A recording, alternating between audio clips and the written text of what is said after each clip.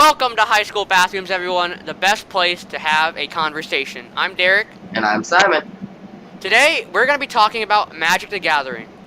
Magic the Gathering is a tradable card game where you build your collection of cards by trading with your friends, assembling decks of cards, and battling against an opponent in their deck.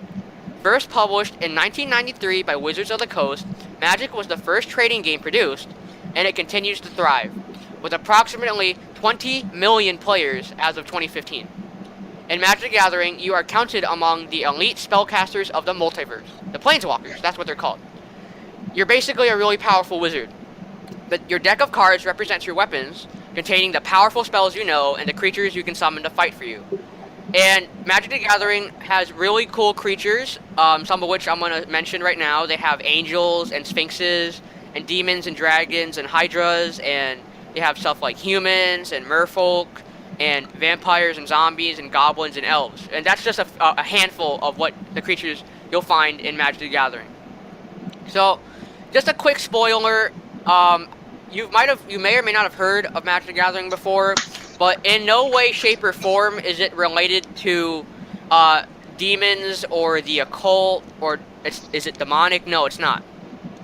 Granted, there are demons in the game, but you could argue the fact that there's also angels. So if there's demons in Magic and you call it demonic, there's also angels in Magic. So could you call it angelic? It's all it is just a card game. It's cardboard. There's nothing demonic or anything about that. So we just wanted to let you guys know. Yeah, it's to sum up what Derek just said. It's fantasy, not religion. Yeah. It's completely normal. It's just a card game. All right, Simon. So we are both very passionate about Magic the Gathering, Avid and players. yep, and also avid players, and you also started playing at a young age. Is that correct? Yes, it is. I started playing when I was 7, and I'm 15 now, so 8 years, give or take. Could you tell us your first experiences with Magic the Gathering? Well, my first experience with Magic the Gathering was I was young, and I was kind of I don't remember exactly the situation, but I saw some cards at Kmart. I specifically remember I was at Kmart, and I saw some cards, and I'm like, what's this? And my stepmom knew something about it, and she's like, oh, that's a game that I used to play. So Ooh. we bought some, and it was the Return to Ravnica set, which is a older set, obviously, but we bought some, and it was the Supersonic Dragon deck, and it's a really simple deck that is basic for anyone to play. And So it was like a starter deck, basically. Like a beginner's kind of thing. And we went home, and my stepmom started to teach me how to play, and I got really interested. And then I played for a long time after that, just at home, playing with my brothers. And then I stopped for a while because I just didn't have people to play with. So we played on and off after that for a long time. And then I met Derek, and we started going to a store, and we just took off after that, and I've been playing a lot more at any time after that. Yeah, so I actually, Simon's been playing longer than I am, probably about like 5 years-ish. Yeah. Because I actually started playing, my memory is really bad, guys, like I always say, so I think it was beginning of 8th, maybe. I'm pretty sure it was beginning of 8th grade. And what had happened was, I had recently, I think I've told you this guy's story before, but I recently had broke up with my girlfriend at the time, my first real one, I guess. I mean, it's middle school, so I don't know how real it was, you know how it is. Not at all. But I was just kind of, in my feelings, kind of like, whatever. Like, I don't need girls, etc. That whole phase. And so I saw some of my friends were playing it, and I guess I just jumped in to kind of distract myself. I mean, I thought it was cool too, which is why I liked it. But like they all started playing it, I didn't want to feel left out. I was like, hey, what's this? They were like, it's Magic the Gathering. So I'm like, cool. So I just watched, and I eventually, like, everyone was playing it in my friend group at that time. So I eventually got into it, and then while everyone else slowly started to stop playing it, I actually got more and more into it. And yeah, like I said, I met Simon when I was in 7th grade, but we really didn't become good friends until 8th grade. And when I found out that he played Magic too, so we started playing Magic. Like you said earlier, I think towards the end of 8th grade, we went to our first card store together in our neighborhood, and we started doing tournaments and competitions there. And and that card store unfortunately closed down, but there was another one close by. So we started going to that card store, and it all leads up to today. And we actually just came back from a tournament. We had one yesterday. Simon and I, and also a bunch of our friends who I got into playing Magic the Gathering. Yeah. There's probably like 7 of us there. Well, Eight-ish. more or less. Yeah, and then at the tournament there was like 30-ish people. So it was 30. It was 38. Yeah, 38 people. So it was pretty fun. We had a good time. It's always a good time when we go.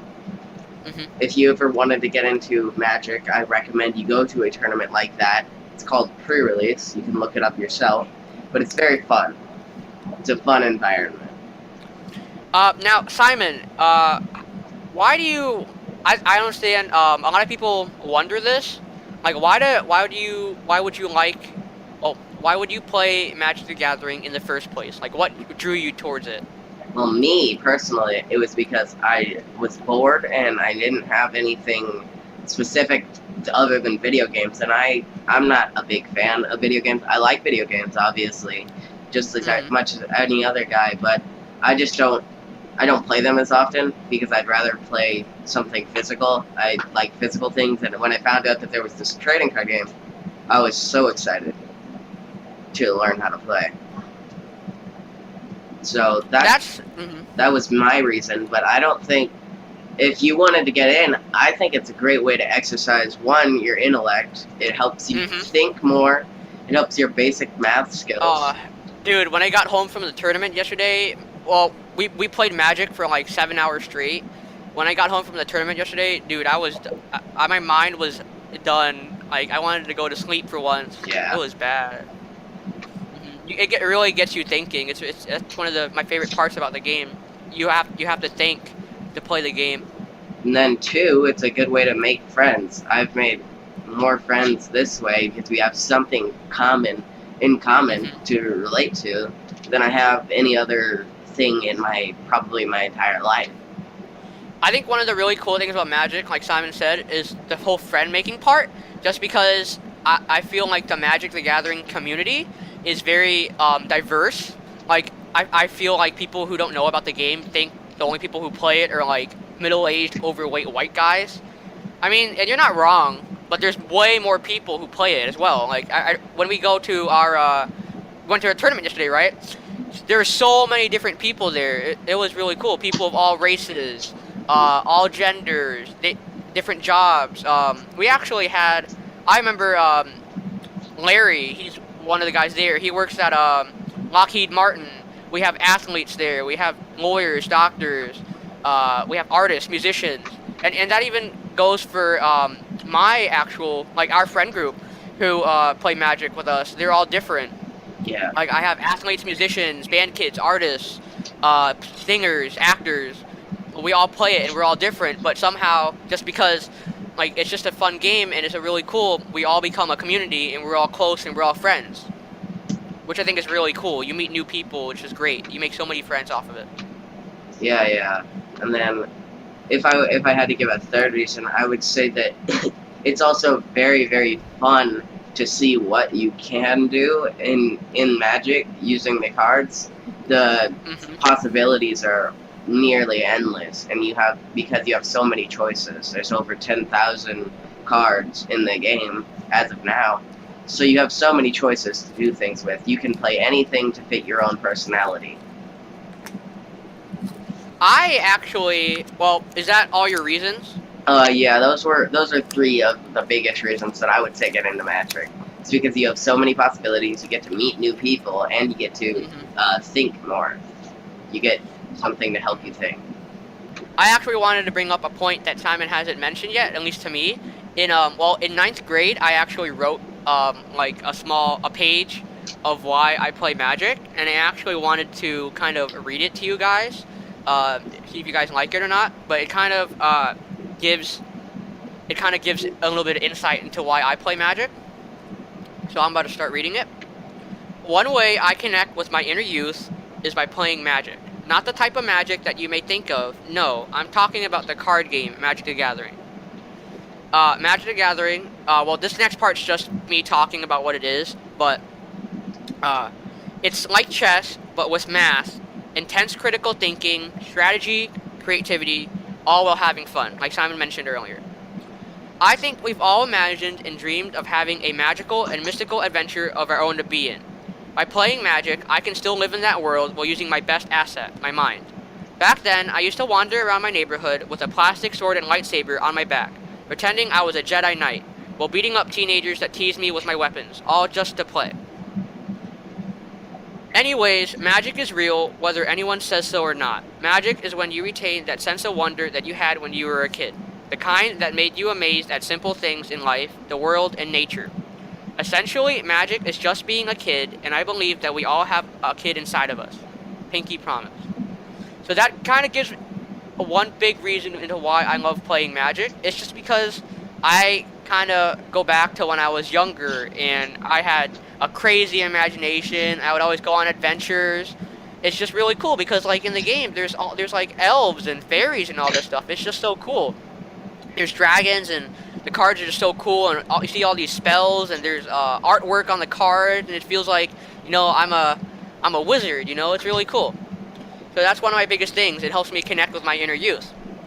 But Simon mentioned the other things I wanted to bring up, which were the community. You meet so many people, and it's just a thinking game. It's something to, it gives you something to do when you're bored, but it's actually productive. Like, instead of, I don't know, going to parties or doing drugs, you can play Magic instead and still have a great time. And you're not really, it's not very really detrimental, except for, you know, your wallet, because actually Magic's a pretty expensive game. I mean, you can still play. Have to be. Well, yeah, you can still play without having to spend a lot of money on it, but it gets quite expensive after a while, especially if you really get into it.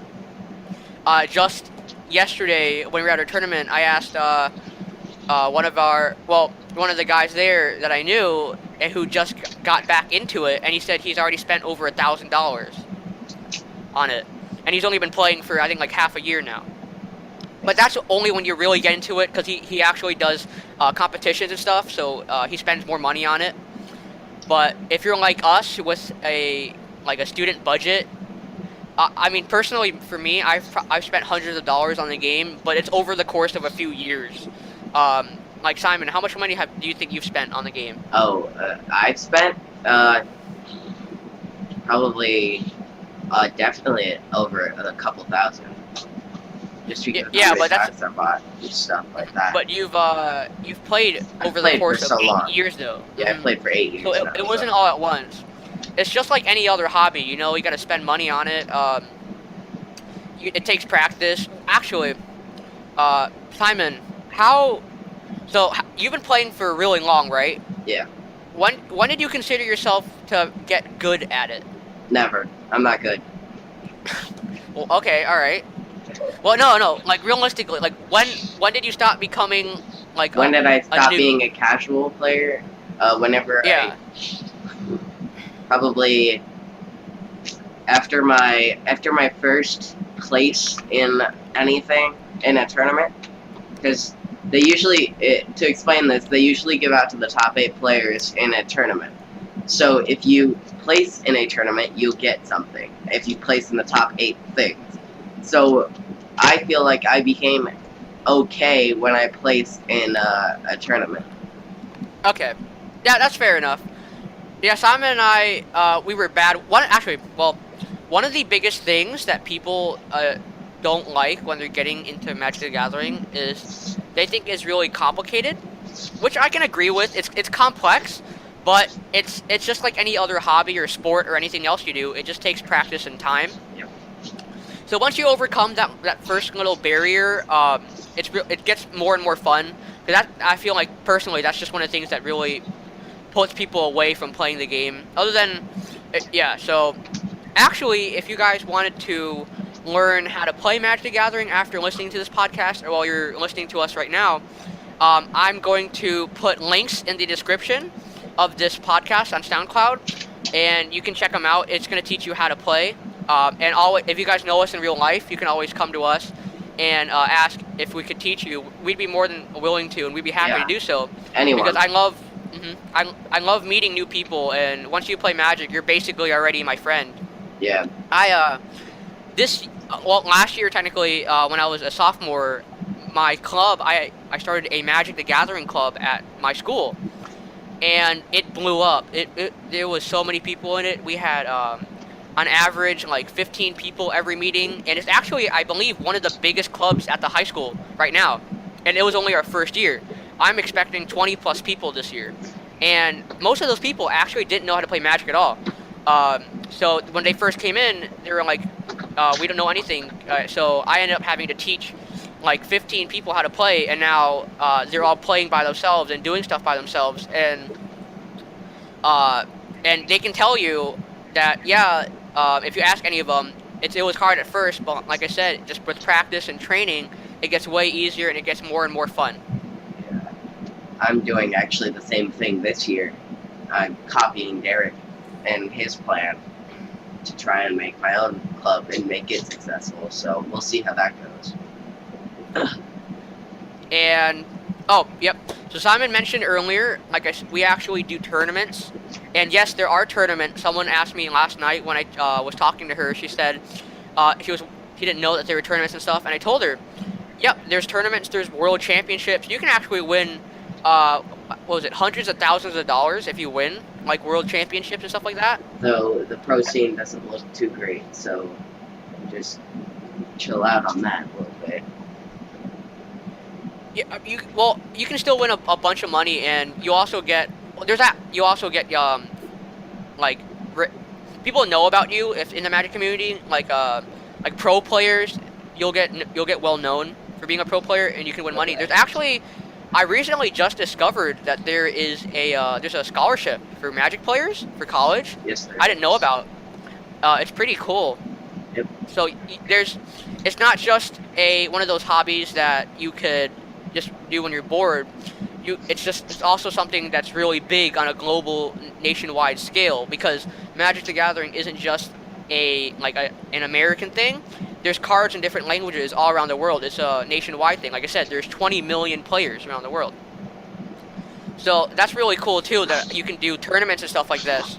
And right now, Simon and I are just doing low-level tournaments because we don't really have the money to really get into it that much, or time, because we're still students. And Simon gets money and gets paid. I don't work. Yeah. But I'm hoping one day that we might be able to get to that certain point where we can start playing even more competitively. Yeah. And get better. Mm-hmm. So Simon, so you talked about your favorite. Do you have any tips for anyone who's maybe interested in learning how to play Magic the Gathering? Yeah, I got a couple. One, the first biggest thing that I'm always going to recommend is stick with it, stay with it, don't quit yet. Just stick with it, and if you've been it for about a month and aren't starting to get it, then I'm like, okay, you probably won't like it then.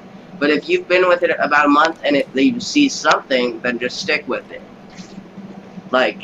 Because most people will quit after the first once or twice that they've done it, and that's not, you haven't seen Magic yet. But if you stick with it, you'll probably see something that you like. And then my second tip that I have to say would be, don't play something that doesn't seem like it'd be fun to you.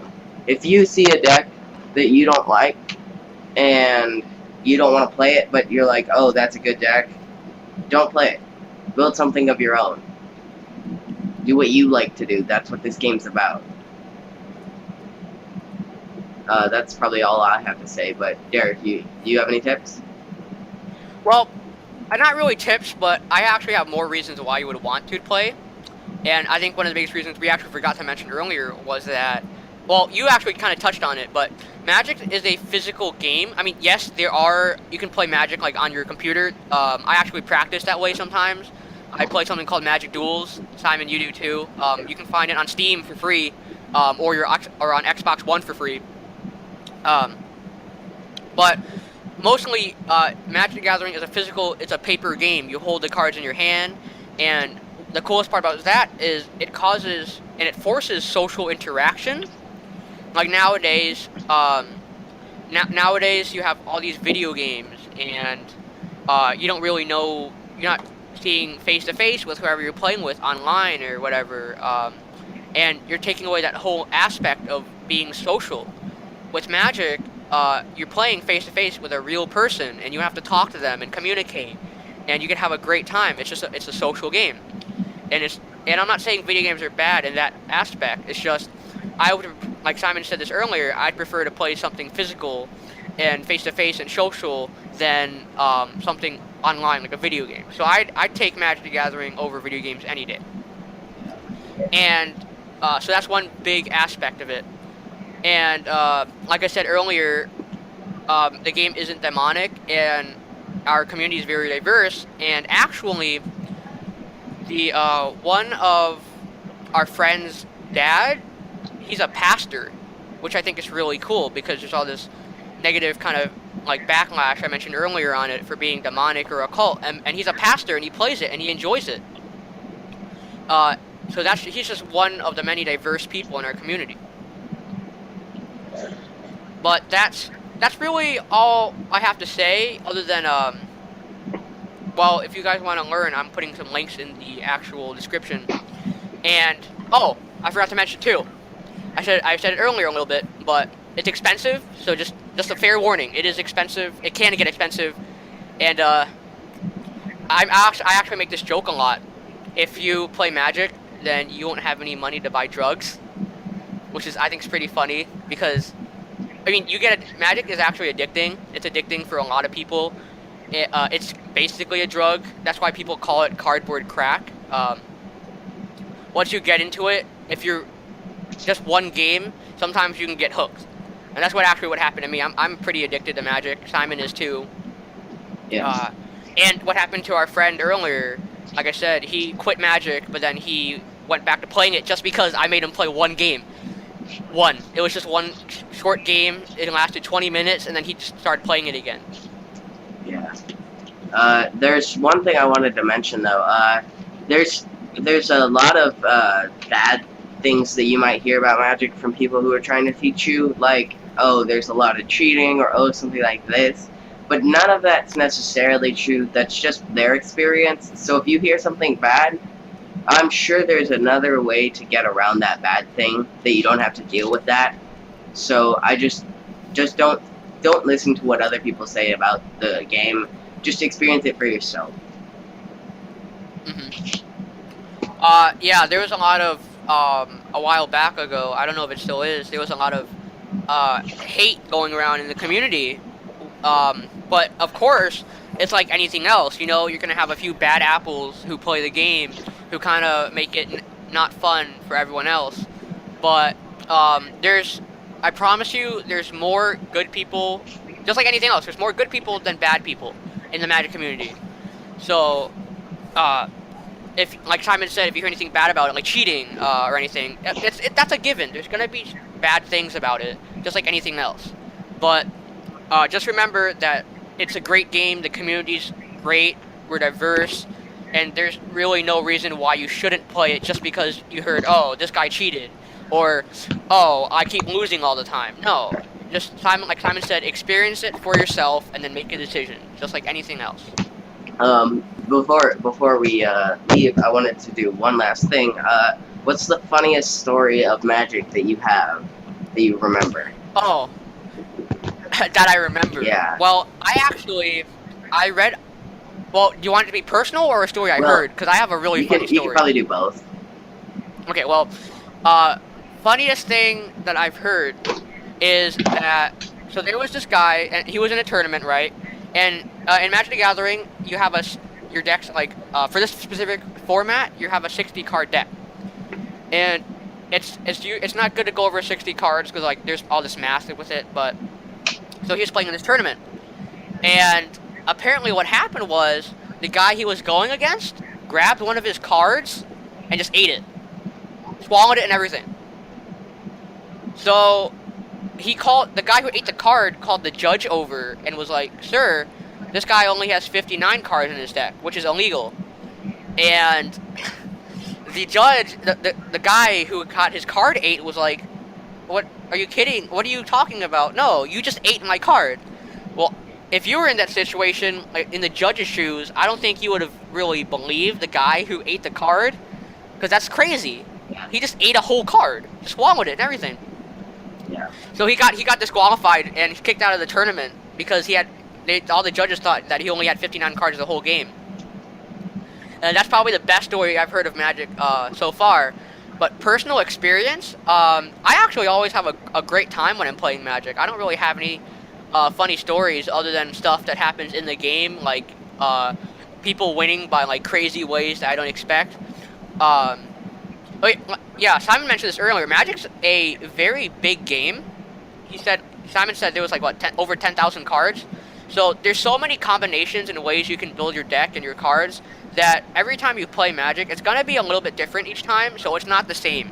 Yeah. So you never know what someone's gonna be playing. Since there's so much just diversity in cards, there's so many cards out there. So I mean, people win in some of the craziest ways, and I'm always like, oh my gosh. Just like if someone like in football, for example, if they do like a Hail Mary, everyone starts cheering and stuff. Or if they or in basketball, if you miss a shot and it's like a buzzer beater, and everyone starts groaning, and that's how Magic is for me. It's really exciting. Personally, every time I play it. But those are personally for me. I mean, there's bound to be a memory I forgot somewhere because, like I said, I have a bad memory. But I actually want to hear about Simon's stories because he's been playing longer than I have, so he probably has more to say. I mean, both of my funny stories are with you. So, one funny story that Derek doesn't like to talk about too much is my 7th grade dance.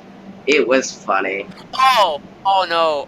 Yeah. And okay, so we went to the dance, and everyone else is socializing, and we both sit down and start playing Magic. And we start gambling with Skittles, and it's just really, really funny when I think back to it, because everyone was around us doing all this fun stuff, and we're just sitting in the middle of the room playing Magic. Okay, well, just quick insert. There's no gambling in Magic. Yeah. We were just gambling. Yeah, we were legally. We were gambling with Skittles, so it's not illegal. It's not money, so it doesn't. It's just a pot, basically. Legally, you can't gamble, and Magic doesn't have any gambling. So yeah, just wanted to bring that out there. Yes. But yeah, it was. I was in 8th grade, I think, and Simon was in 7th grade. We were. Yeah, our school had these dances. They weren't really dances. They were dances, but they were kind of lame, to be honest. Yes. They would just play music. Yeah. And that's you couldn't even like. I don't even think you could like. You couldn't dance with anyone else. So. Yeah, it was really lame. But it was middle school, so whatever. And so it was in the gym, and there was a little like lobby outside the gym, and they had tables set up. So Simon and I, like he said, we just sat at the tables, and I had Magic cards on me, so we just played Magic the whole night. Well, not the whole night, but we played for a pretty long while. And we had some of our friends watching, but everyone around us looked at us like we were huge nerds, and to be honest, we were. I still am. Yeah, everyone was here. Everyone was at the dance just to dance, right? But we were just playing Magic, which I thought was pretty funny, I guess. I forgot about it. I forgot to mention. Yeah. Simon, what was your other story? The other story is when you were playing this guy. Okay, so this is a new guy to the store. We've been there for a little bit, and we're playing in an event. And this guy is really, really large. He's a large guy. He looks sweaty. He doesn't look in shape. And he's playing against you. You are sitting across from him, and as he's mixing up his deck to make it random, he just looks through his deck and cheats blatantly in front of you. And I laughed So I laughed so hard on the inside because I didn't want to create a commotion in the middle of a store, but I was laughing really, really hard on the inside. And I'm like, what is this guy doing? And he's like, oh, I'm sorry, I'm new. And then he doesn't even mix up his deck, and he puts it across, and he puts it right in the middle, and you cut it, obviously, because he didn't mix it up. So you mix it up for him. And then he goes through the whole game, and he's making so many mistakes, and I'm trying to wonder if he's cheating or if he's new. And He was kind of sketchy. I'm just laughing the whole time on the inside. It was funny. Yeah, he was. He was cheating. It was blatant that I feel like he was cheating. I mean, he could have been new, but still, you don't do that. Yeah. It wasn't good. It just seemed weird. So I think that about wraps it up. Like I said, I'm putting links in the description of this episode for if you're interested in Magic and want to learn more about it and want to start playing. But as of right now, that's gonna be it. All right, everyone. Thank you for tuning in to High School Bathrooms. If this is your first time listening, we hope you enjoyed. We try to make new content every weekend, so tune in next week for more. Also, check out our Instagram at HSB Podcast, all one word. As always, thanks for listening. Make sure to share us with your friends, wash your hands with soap and water, and have a great day.